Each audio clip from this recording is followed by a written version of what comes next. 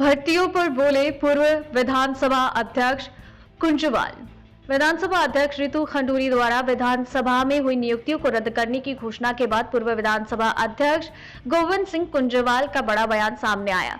कुंजवाल ने कहा कि उन्होंने विधि सम्मत तरीके से सभी नियुक्तियां की हैं, साथ ही तात्कालिक आवश्यकता के अनुसार ही भर्तियां की गई हैं। उस समय गैर संविधान सभा अस्तित्व में आई थी और उसे स्थायी राजधानी बनाए जाने के लिए उनके द्वारा विधानसभा में नियुक्तियां की गई, जिसके लिए सरकार से पद मांगे गए और वित्तीय स्वीकृति ली गई।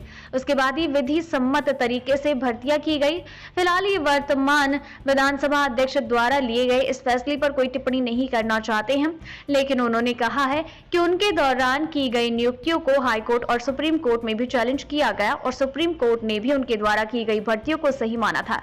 ऐसे में अब ये निर्णय लेते समय उन सभी 150 कर्मचारियों के परिवारों के बारे में भी सोचना चाहिए जो विधानसभा में नौकरी कर रहे हैं। नवभारत समाचार हल्द्वानी से मुन्ना अंसारी की रिपोर्ट। मैं इतना कहना चाहूँगा कि मेरे समय की जो भर्तियाँ हुई थी वो सारी की सारी भर्तियाँ विधि सम्बद्ध हुई हैं और तत्कालीन आवश्यकता के आधार पर की गई।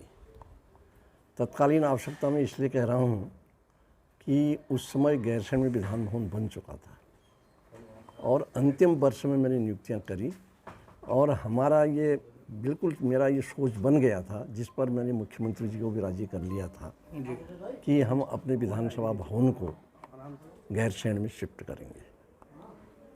और मैंने सारे कानूनी सलाहकारों से भी पूछ लिया था कि इसमें सरकार की सहमति लेनी पड़ती है या नहीं लेनी पड़ती है, तो वो भी मैंने क्लियर कर दिया था। तो वहाँ हम पूरा विधानसभा सचिवालय को शिफ्ट करने जा रहे थे। तो उस आवश्यकता को देखते हुए मैंने उसमें सरकार से पद मांगे और पद स्वीकृत हुए और उन पदों को विधि सम्बद्ध मैंने नियुक्तियां दी और उस समय की आवश्यकताओं को देखते हुए। सर, अब क्या मानते हैं, क्या राजनीति से प्रेरित ये कार्रवाइयाँ हैं, किस तरह की? देखिए, मैं इस पर अभी कोई कमेंट नहीं करूँगा। ये माननीय स्पीकर जी का निर्णय है, वो एक संवैधानिक पद के संस्था के अध्यक्ष हैं, तो उस पर मैं अभी कोई कमेंट नहीं करूँगा जी। लेकिन मैं इतना कहना चाहूँगा कि मैंने उस समय की आवश्यकताओं को देखते हुए नियुक्तियों को विधि सम्मत किया है। उसमें कहीं कोई गलती नहीं निकली है, क्योंकि मेरी की हुई नियुक्तियों को हाईकोर्ट में चैलेंज किया गया। हाईकोर्ट का निर्णय जब फेवर में आता है तो उसके बाद सुप्रीम कोर्ट में चैलेंज किया गया। सुप्रीम कोर्ट ने भी उसमें हमारी फेवर में निर्णय किया। दोनों कोर्टों के चीफ जस्टिसों की बेंच ने मेरा निर्णय फेवर में किया है।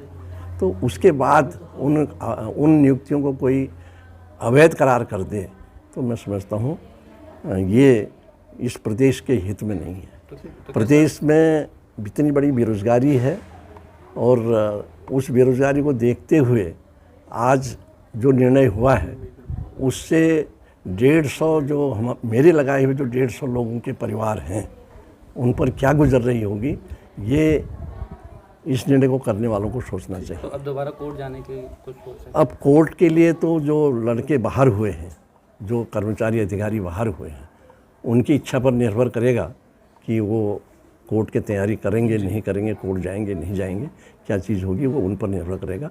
लेकिन मैं अभी इस पर कुछ नहीं कहूँगा। और मैं इतना कहना चाहूँगा कि जिन बिंदुओं पर जिन नियुक्तियों